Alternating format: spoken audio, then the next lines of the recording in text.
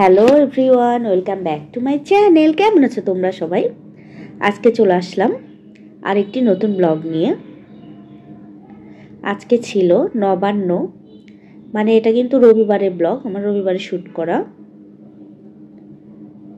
আজকে ছিল নবান্ন, তো নবান্ন উপলক্ষে কিন্তু সবাই জানো যে আমরা নতুন নতুন সবজির অনেক রান্না করে খাই। এটাই নবান্ন মানে আমাদের কাছে। গ্রামে কিন্তু অনেক নিয়ম থাকে যে নতুন ধানের চাল উঠলে সেটা দিয়ে পায়েস করে খাওয়া, আরও বিভিন্ন কিছু নিয়ম আছে। যেহেতু আমি গ্রামে বড় হইনি, আমি ওইসব জানি না, আমি আমার শ্বশুরবাড়িতে দেখেছি।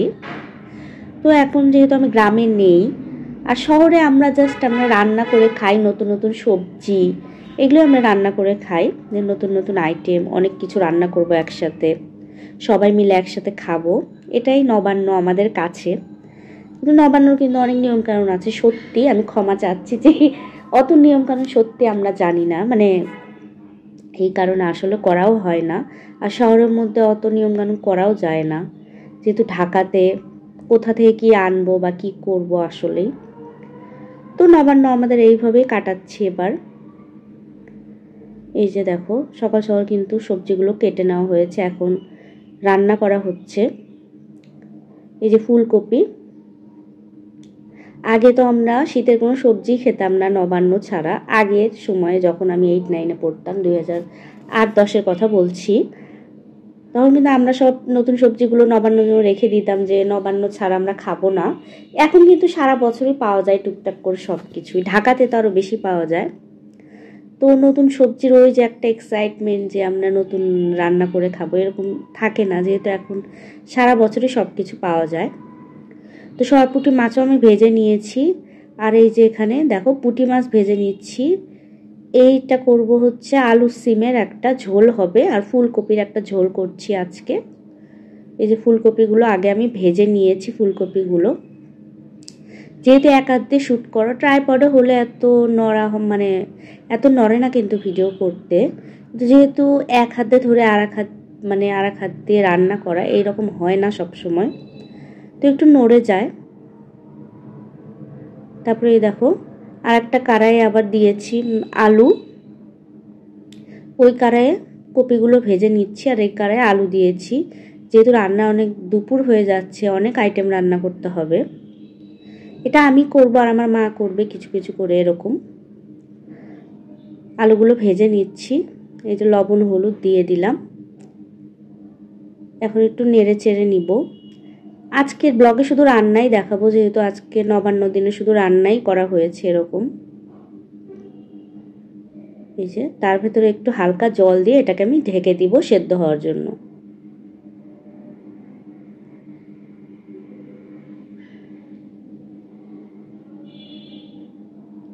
তাই দেখো হালকা জল দিয়ে এখন আমি ঢেকে দিব। তারপরে এই যে বেগুন ভাজবো আমি, এটা আমার ছেলের জন্য ভাজবো আমি, আমার জন্য না। তো খুবই অল্প পরিমাণে আমি তেল দিয়েছি, একদমই তেল আমি খুব কম ইউজ করি ওর রান্নাগুলোতে। তো হালকা তেল দিয়ে এর ভিতরে আমি সামান্য জল দিয়ে দিব, জল দিয়ে সেদ্ধ করব। কারণ আমাদের বেগুনে কিন্তু অনেক তেল যায়। তো যেহেতু আমার বাচ্চার জন্য করব, অত তেল দিয়ে আমি করব না। আর আমার ছেলেটা খুব তরকারি কম খেতে চায়, ঝাল তো একদম খাই না ও। অনেক চেষ্টা করছি ঝাল খাওয়ানোর, ও ঝাল খেতে চায় না, মিষ্টি পছন্দ করে। বেগুন ভাজা হয়ে গেলে তারপরে মাছগুলো ভেজে নিয়েছি, ভেজে নিব আর কি। পুঁটি মাছ দিয়ে দিয়েছি ভাজার জন্য। 3-4 রকমের মাছ ভাজতেছি আজকে, যেহেতু কয়েকটা আইটেম রান্না করা হবে। এই দেখো পুঁটি মাছগুলো কিন্তু ভাজাও হয়ে গেছে। এই যে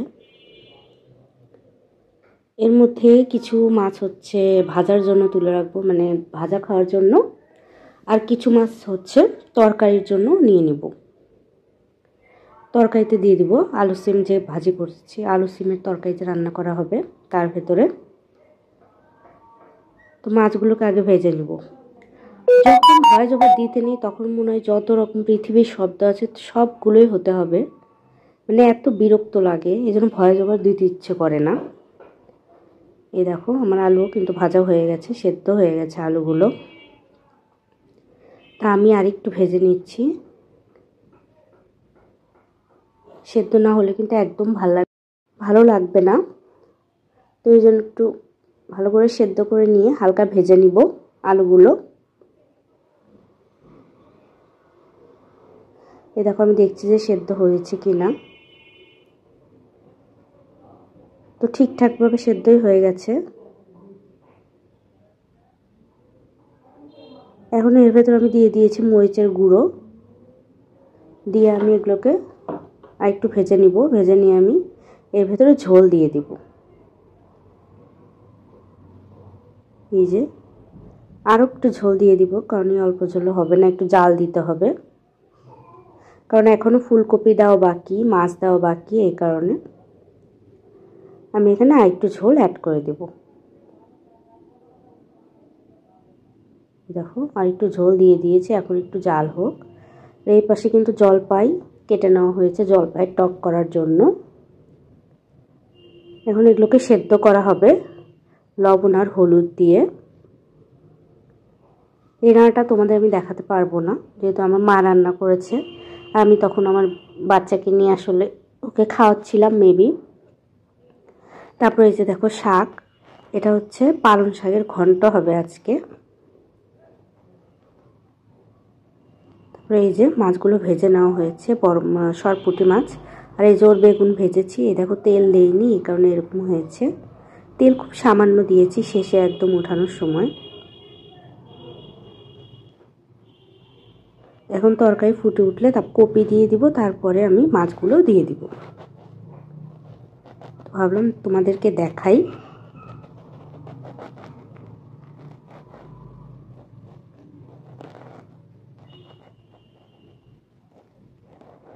আজকে রান্না করতে করতে অনেক বেজে গেছে, তো আমি ভাবলাম যে আমার বাচ্চাকে খাওয়াই, মা রান্না করুক। এই যে দেখো এই তরকারিটা কমপ্লিট করি আগে আমি। তরকারির ভেতরে আমি কপি দিয়ে দিয়েছি, যেহেতু জাল হয়ে গেছে। একটু জিরার গুঁড়ো দিয়ে দিয়েছি, তারপরে কপিগুলো দিয়ে দিলাম। এখন আমি এর ভেতরে মাছগুলো অ্যাড করে দিব। তারপরে একটু জাল দিয়ে আমি নামানোর আগে একটু মশলার গুঁড়ো দিয়ে দিব। তাহলে কিন্তু আমার কপির তরকারি হয়ে যাবে। এই যে মশলার গুঁড়ো আমি এখানে অ্যাড করে দিয়েছি। তারপর আরেকটু জাল দিয়ে আমি এটাকে নামিয়ে নেব।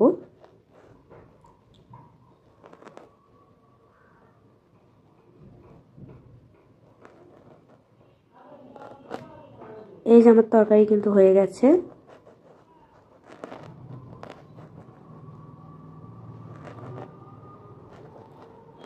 এখন আমি আরেকটা কড়াইয়ে কালি জিরা ফোড়ন দিব।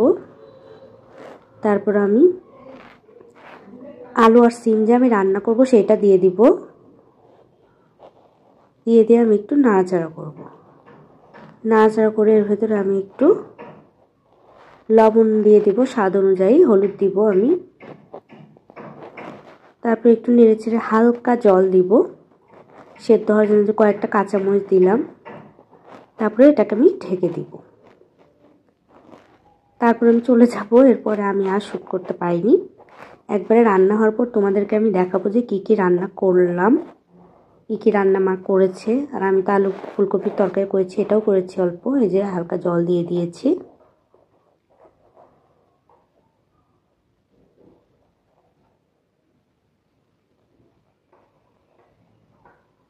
নবান্নর এটাই মজা যে সবাই মিলে একসাথে বসে খাওয়া।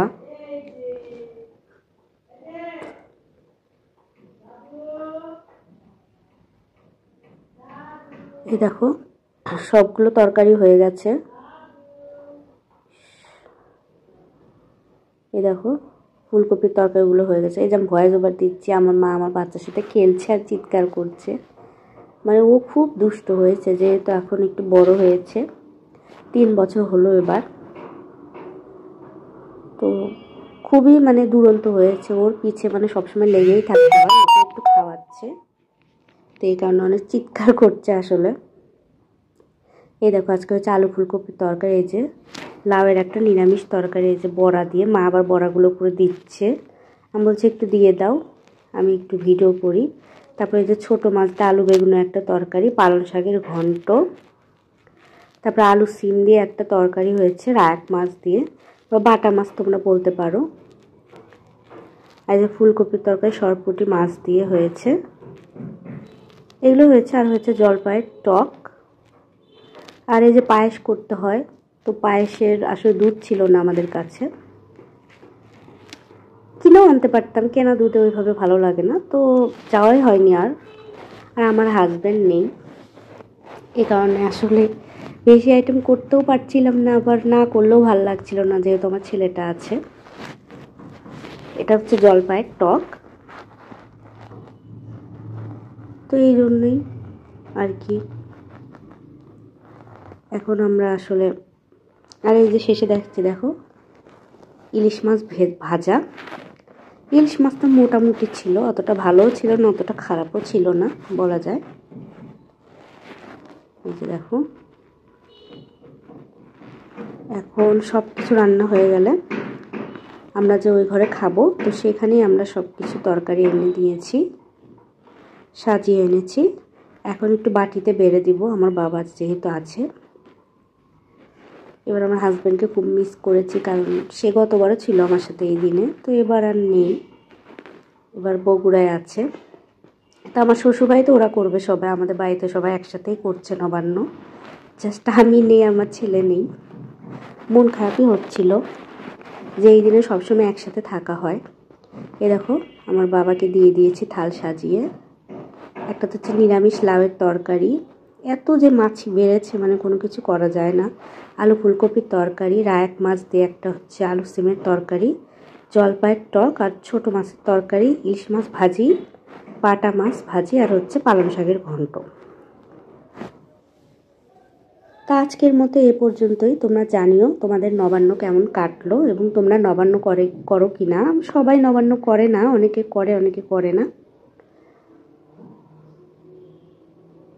তো আজকের মতো ভালো থেকো। যদি আমার ভিডিওটি ভালো লেগে থাকে প্লিজ একটি লাইক দিও, কমেন্ট করো, এবং আমার চ্যানেলটি সাবস্ক্রাইব করো, পাশে থেকো। বাই।